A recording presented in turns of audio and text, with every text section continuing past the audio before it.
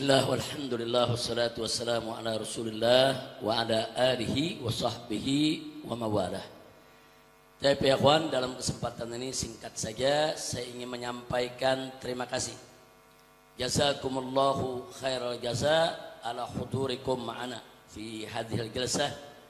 Fasallahu subhanahu wa ta'ala an yuzikum jami'an amin ya rabbal alamin. Jadi dalam kesempatan ini sekali lagi saya ingin menyampaikan terima kasih yang Anda semua telah sudi rela mengorbankan waktu datang kemari bisa sholat bersama kami. Alhamdulillah, mudah-mudahan sholat kita diterima oleh Allah subhanahu wa ta'ala. Dan semoga hari ini kita dikumpulkan oleh Allah di tempat ini. Nanti semoga ya Rabb kita dikumpulkan oleh Allah di dalam surganya. Amin ya rabbal alamin. Nah, baiklah ya kawan, sebelum kita tutup dengan sholat ba'diyah, nanti kita salam-salaman. Saya hanya ingin mengingatkan diri saya dan semua yang ada di sini bahwa setiap sholat kita sehari semalam 5 waktu kita wajib baca suratul Fatihah, dan di dalam suratul Fatihah ada ikrar luar biasa. Iyyaka na'budu wa iyyaka nasta'in. Hanya kepada Engkau ya Allah kami menyembah, kami beribadah, dan hanya kepada Engkau ya Allah kami mohon pertolongan. Nah, berkaitan dengan ini, karena ini tiap hari sudah kita ikrarkan di hadapan Allah, maka jangan pernah kita mempersekutukan Allah. Jangan pernah kita mengabaikan daripada kewajiban kita ibadah kepada Allah. Nah, yang berikutnya, jangan juga kita, saudara, melupakan diri kita daripada selalu memohon pertolongan Allah. Kita nggak bakal bisa sholat tanpa pertolongan Allah. Kita nggak bakal bisa ibadah tanpa pertolongan Allah. Kita tidak akan bisa melakukan apapun tanpa pertolongan Allah. Nah, belajar ya dalam hidup kita untuk selalu bergantung kepada Allah. Jangan bergantung kepada manusia, jangan bergantung kepada manusia. Belajarlah untuk selalu menggantungkan diri kepada Allah. Nah, sebagai penutup, saya jadi teringat kisah putra daripada Abdullah ibn Umar. Sayyidina Umar ibn Khattab punya putra bernama Abdullah, dan Abdullah punya putra bernama Salim. Jadi ini cucunya Sayyidina Umar, terkenal sebagai seorang abid dan seorang zahid, seorang ahli ibadah dan seorang zuhud. Suatu hari beliau sedang khusyuk duduk munajat di dalam Ka'bah. Bukan di dalam Masjidil Haram, bukan. Di dalam Ka'bahnya ya kawan. Karena dulu memang di zaman Nabi dan para sahabat, bahkan tabi'in, pintu Ka'bah terbuka ya kawan. Nah, beliau duduk di dalam sedang munajat. Munajat itu artinya sedang mencurahkan isi hati kepada Allah. Munajat itu artinya curhat ya kawan. Kalau kita bilangnya curhat. Munajat itu kita sedang curhat kepada Allah. Nah, begitu beliau sedang curhat kepada Allah, ibadah di situ, tiba-tiba saudara datang khalifah dengan pasukannya. Saat itu yang menjadi khalifah Hisham ibn Abdul Malik ya kawan. Datang sang khalifah, kemudian juga masuk ke dalam Ka'bah. Pengawalnya nunggu di dalam Ka'bah, di luar Ka'bah ya kawan. Begitu masuk ke dalam Ka'bah, saudara, sang khalifah lihat ini, cucunya Sayyidina Umar lagi ibadah, lagi khusyuk, lagi tenang, saudara. Nah, tidak lama selesai itu, dia lihat begitu ada waktu luang, kesempatan, Salim bin Abdullah bin Umar ini bisa ditegur. Masa sang khalifah mengatakan, dia katakan apa? Ya Salim, salni hajatak. Hei Salim, kebetulan ketemu di sini, silakan kau minta. Apa kau punya hajat kepadaku? Silakan, kau perlu apa aja? Kau ada urusan apa aja? Ini yang nawarin khalifah ini ya kawan. Enggak sembarangan ini. Pokoknya ente punya hajat apa aja, ngomong sekarang. Ada yang menarik, apa dijawab oleh Salim? Salim menunduk menjawab. Dia katakan kepada khalifah, inni astahyi an as'ala ghairuhu wa ana fi baiti. Nah, katanya, wahai Hisham, ana malu. Bagaimana anda bisa minta kepada selain Allah, sedangkan kita nih lagi ada di dalam rumahnya Allah. Gimana minta kepada selain Allah? Malu. Sang khalifah faham ya kawan, udah kalau segitu dia nggak ngomong apa-apa lagi. Selesai zikirnya dalam Ka'bah, kemudian keluarlah ini yang namanya Salim. Khalifah begitu melihat Salim selesai daripada ibadahnya, zikirnya, keluar dari dalam Ka'bah, maka sang khalifah pun menyelesaikan acaranya di dalam Ka'bah. Dia kejar ini Salim. Jadi bukan Salim yang ngejar khalifah, bukan ya kawan. Khalifah yang ngejar Salim. Begitu sampai di luar Ka'bah, apa sang khalifah mengatakan? Ya Salim, salni hajatan. Sekarang kita udah di luar Ka'bah. Sekarang kita udah di luar di rumah Allah nih. Ente punya hajat apa? Sampaikan. Kemudian Salim bertanya kepada sang khalifah, baik, sya'nud dunya amil akhirah.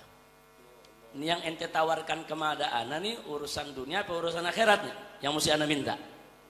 Nah, si khalifah mengatakan, ya tentu urusan dunia dong. Kalau urusan akhirat nggak mungkin si khalifah bisa ngasih urusan dunia. Apa yang ente punya hajat? Nah, setelah dijawab begitu, Salim mengatakan, apa dikatakan? Wallahi, demi Allah, katanya. Kata Salim, saudara, lam as'alid dunya mimman yamlikuha. Aku tidak pernah minta dunia kepada zat yang memilikinya. Wa kaifa as'alud dunya, bagaimana aku harus meminta dunia mimman lam yamlikuha? Bagaimana aku minta dunia dari orang yang enggak memiliki dunia itu? Maksudnya Allah aja pemilik dunia, anda enggak pernah minta dunia sama Allah. Terus ente kan enggak memiliki dunia, bagaimana anda bisa minta sama ente yang enggak memiliki dunia? Habis ngomong begitu langsung jalan Salim ya ikhwan. Si khalifah bengong aja ya ikhwan. Nah, ada pelajaran apa yang kita dapat dari sini? Nah, kita diajarkan oleh Salim bin Abdullah bin Umar radhiyallahu anhum, gantungkan harapan kita semua kepada Allah. Jangan menggantungkan harapan kepada manusia ya ikhwan. Itu satu pelajaran luar biasa. Pelajaran yang kedua ya ikhwan, yang beliau tunjukkan kepada kita, saudara, jangan merendahkan diri kita kepada orang lain hanya karena jabatan dan harta benda mereka. Jangan, mereka mau setinggi apapun jabatannya, sehebat sebanyak apapun harta bendanya, saudara, semua itu tidak akan pernah ada artinya, saudara, di hadapan keagungan kemuliaan Allah Subhanahu wa ta'ala. Dan yang terakhir, yang ketiga, pelajaran apa yang diberikan oleh Salim, saudara? Di sini kita bisa lihat, saudara, jangankan dalam soal yang munkar. Ini dalam soal minta dunia, saudara. Salim lagi ngajarin sang khalifah. Ini kan teguran buat sang khalifah, udahlah. Kau enggak sesombong dengan kau punya harta. Kau enggak sesombong kau punya kedudukan. Enggak usah nawarin ini itulah, Allah yang maha besar, yang kekayaannya begitu banyak, anda malu minta dunia. Apalagi sama ente. Artinya Salim ini sedang berdakwah sekaligus amar ma'ruf nahi munkar kepada sang khalifah tadi, tapi dengan cara yang santun, lembut, tapi menusuk ya ikhwan. Menyadarkan sang khalifah. Jadi jangan terlalu bangga dengan, oh ini kaya, ini bisa sembarangan seenaknya nawar-nawarin orang. Enggak ada apa-apanya. Kedudukanmu begitu tinggi di hadapan Allah, enggak ada apa-apanya. Kekayaanmu begitu banyak di hadapan Allah, enggak ada apa-apanya. Ini pendidikan yang luar biasa yang diberikan oleh Salim bin Abdullah bin Umar, bukan hanya untuk sang khalifah, tapi juga untuk kita semua. Insya Allah, mudah-mudahan kita dijadikan oleh Allah sebagai hamba-hambanya yang taat kepada Allah, yang taat kepada Rasulullah, yang tidak berharap kepada siapapun selain kepada Allah, yang selalu kita khususkan ibadah kita hanya untuk Allah, agar kita tidak mempersekutukan Allah dengan apapun dan dengan siapapun, dan kita hanya akan berharap kepada Allah, tidak berharap kepada makhluk. Amin ya rabbal alamin. Itu saja yang bisa saya sampaikan. Sekali lagi terima kasih atas kehadiran Anda semua. Dan perlu diketahui, ini bukan tiap Jumat kita sholat di sini nih. Nah, ini begitu tiap Jumat sholat di sini berubah jadi masjid ini Habib. Hanya karena ada situasi darurat ya ikhwan, untuk menghindarkan jebakan-jebakan orang-orang yang tidak suka perjuangan kita, maka sementara waktu, mungkin 1 kali ini, mungkin 2 kali, mungkin 3 kali, kami akan gelar Jumat di tempat ini. Kalau sudah terkendali, aman semua, tidak ada masalah, insya Allah saya rutin setiap hari Jumat, sholat Jumat di Markas Syariat Mega Mendung. Karena di sana dari pagi juga ada madras ya kawan. Ada madras, ada beberapa kitab yang dibaca oleh Habib Hanif, dibaca oleh Habib Alwi, dibaca oleh Habib Muhammad, dibaca oleh beberapa asatidz yang ada di sana. Jadi madras itu semacam satu jilsah ya ikhwan, yang memang kita baca beberapa kitab, dan rutin kita lakukan setiap hari Jumat. Jadi setiap hari Jumat di Markas Syariat Mega Mendung, mulai dari jam 7 pagi kita baca burdah ya ikhwan. Baca burdah sampai selesai baca burdah, membaca beberapa kitab salaf oleh beberapa ustadz dan seterusnya sampai menjelang azan Jumat. Nah, sampai menjelang azan Jumat. Nah, sebelum azan Jumat kita stop, pengajian selesai. Nah, setelah itu masuk azan Jumat, kita melakukan ibadah Jumat sampai khutbah dan sholatnya. Cuman khutbahnya nggak pakai bahasa Indonesia lagi. Khutbahnya hanya pakai bahasa Arab. Nah, terus ada yang nanya, kenapa khutbahnya pakai bahasa Arab? Kan jamaah perlu menimba ilmu. Kan nimba ilmunya udah dari jam 7 pagi.